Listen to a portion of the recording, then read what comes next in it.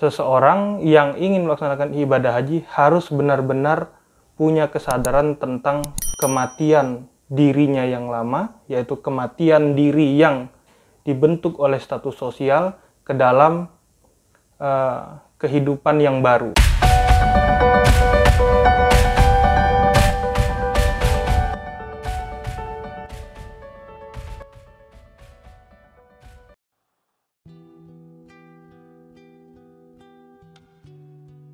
Assalamualaikum warahmatullahi wabarakatuh. Kembali lagi bersama saya Ilham di kanal IAD.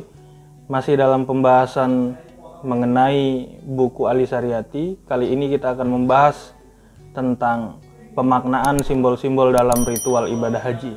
Yang pertama, nanti kita akan membahas tentang mikot. Yang kedua, ihram. Yang ketiga, tawaf. Keempat, Ka'bah. Dan terakhir, nanti akan ada bahasan mengenai Maqam Ibrahim. Mari kita mulai diskusinya.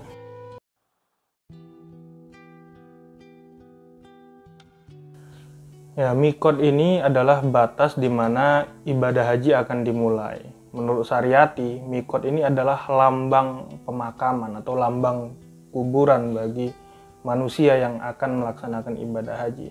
Maka di mikot, jamaah haji harus melepaskan segala status yang terbentuk karena konsensus sosial. Jadi peran-peran yang terbentuk karena kesepakatan-kesepakatan di dalam kehidupan yang membentuk struktur sosial, ada jabatan dan lain-lain, itu harus ditinggalkan di mikot. Jadi mikot adalah batas di mana segala keakuan yang terbentuk karena kesepakatan sosial harus ditinggalkan. Jadi peran-peran manusia yang sebelumnya disebut oleh Syariati berperan sebagai serigala, anjing, domba, dan tikus harus ditinggalkan di mikot, dikuburkan. Selanjutnya, menurut Syariati harus dibangkitkan kesadaran baru, yaitu kesadaran kemanusiaan saja, kemanusiaan yang otentik.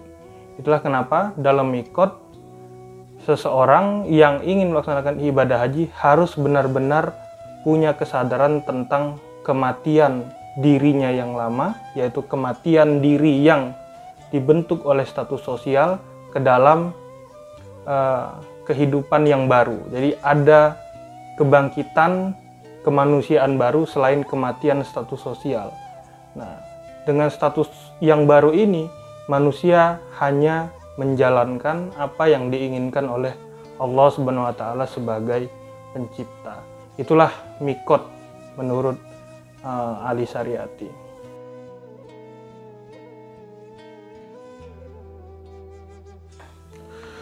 Selanjutnya yang dilakukan jamaah haji di mikot adalah berihram. Menurut Ali Syariati, ihram itu tanda bahwa manusia atau jamaah haji sudah meninggalkan peran lamanya. Jadi setelah berihram, jamaah haji harus benar-benar punya kesadaran yang baru. Kesadaran yang hanya berjalan atas keinginan Allah sebagai pencipta. Nah, ihram ini sebenarnya adalah lambang kain kafan, ya. Maka kainnya tanpa berjahit. Nah, menurut Syariati ini juga ada maknanya. Karena selama ini, menurut Syariati manusia juga melambangkan status sosial dengan jahitan pakaian. Jadi jahitan pakaian itu melambangkan status sosial manusia. Maka setelah berihram, manusia atau jamaah haji ini harus benar-benar punya kesadaran dirinya bukan lagi dirinya yang lama, yang bos, yang jenderal, yang presiden, yang pedagang dan lain sebagainya, melainkan adalah diri yang baru, yang hanya menjalankan apa yang diinginkan Tuhan.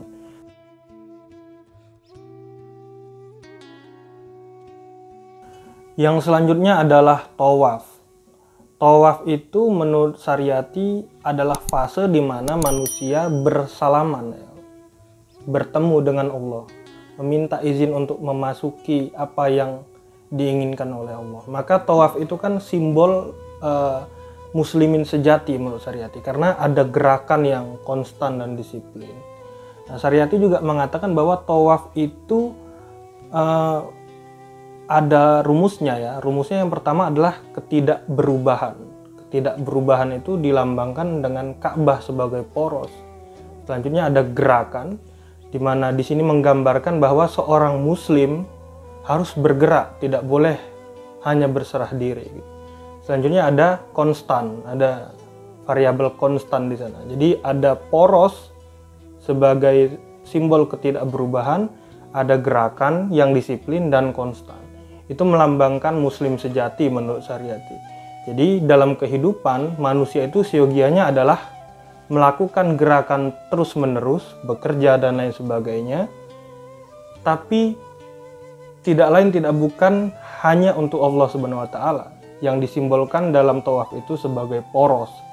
Jadi kita boleh melakukan apa saja tapi tetap berada dalam poros yang dimaui oleh Allah. Itu yang disebut Saryati sebagai lambang dari tawaf. Maka tawaf tadi sebenarnya sedikit banyak juga menyindir tentang kelompok sufi ya menurut Saryati, yang seolah-olah meleburkan diri ke dalam Allah gitu. Jadi hidupnya terhanyut oleh cinta. Menurut Saryati, muslim sejati tidak seperti itu. Muslim sejati harus tetap bergerak, mengambil peran dalam kehidupan di dunia. Jadi Allah harus menjadi patokan, tetapi kita tetap harus bergerak. Itu simbol tawaf menurut Saryati. Nah, maka penting sekali memaknai tawaf agar kita memahami peran kita sebagai manusia yang juga punya dimensi sosial. Itu tawaf menurut ahli Saryati.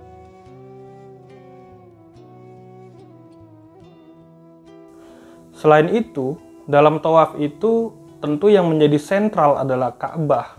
Ka'bah itu menurut ahli Saryati adalah lambang Allah ya, simbol keberadaan Allah. Ka'bah itu kan sebenarnya sangat sederhana, bentuknya hanya peta, kubus, tidak ada isinya apa-apa. Nah, menurut Saryati ini juga menarik karena Ka'bah itu dilambangkan sebagai ketidakterbatasan Allah. Kenapa bentuknya harus petak? Kata Saryati, petak itu melambangkan bahwa Ka'bah tidak mengarah kemana-mana karena bentuknya semua menghadap mata angin, tapi juga sekaligus mengatakan bahwa Ka'bah itu mengarah ke semua arah.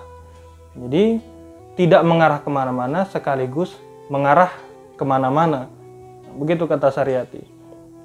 Dan isinya juga kosong, tidak ada ukiran, tidak ada apa-apa. Kosong itu menurut Saryati juga melambangkan misteri. Ada kekosongan, itu artinya ada misteri yang tidak terbatas.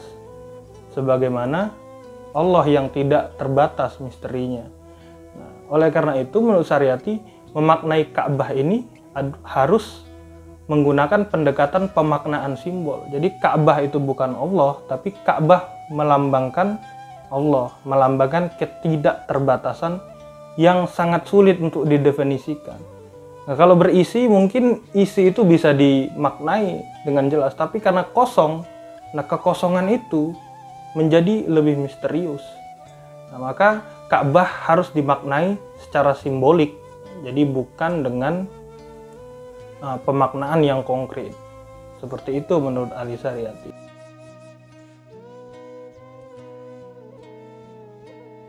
Nah, simbol lainnya adalah makom Ibrahim. Makom ini artinya adalah tempat kaki ya, bukan kuburannya Nabi Ibrahim, tapi melainkan tempat kaki ketika beliau berada di Ka'bah atau membangun Ka'bah. Nah, menurut Saryati, makom Ibrahim ini harus dimaknai sebagai peran yang harus kita mainkan, yaitu peran Ibrahim dalam kehidupan. Ibrahim ini kan tokoh yang sangat penuh makna gitu. Menurut Saryati, ketika kita melihat makom Ibrahim, maka dalam kehidupan kita harus pula berperan sebagai Ibrahim. Ibrahim yang rela melawan Namrud rela dimasukkan ke dalam kobaran api, rela terlunta-lunta dan lain sebagainya, hingga pada puncaknya nanti Ibrahim itu juga mengalami ujian yang sangat berat. Nabi Ibrahim diminta oleh Allah untuk merelakan yang dicintainya lewat ibadah pengorbanan. Jadi dalam pengorbanan Ibrahim diminta Allah untuk merelakan anaknya untuk disembelih. Nah, makom Ibrahim ini sebenarnya adalah pertanda atau lambang bahwa dalam kehidupan kita harus benar-benar bisa memerankan apa yang dilakukan oleh Nabi Ibrahim. Nabi Ibrahim sejatinya adalah interpretasi dari manusia yang hanya menjalankan kehidupan sesuai keinginan Sang Pencipta. Maka kesadaran Ibrahimiyah harus pula kita dapatkan setelah melaksanakan ibadah haji, khususnya ketika melihat makom Ibrahim.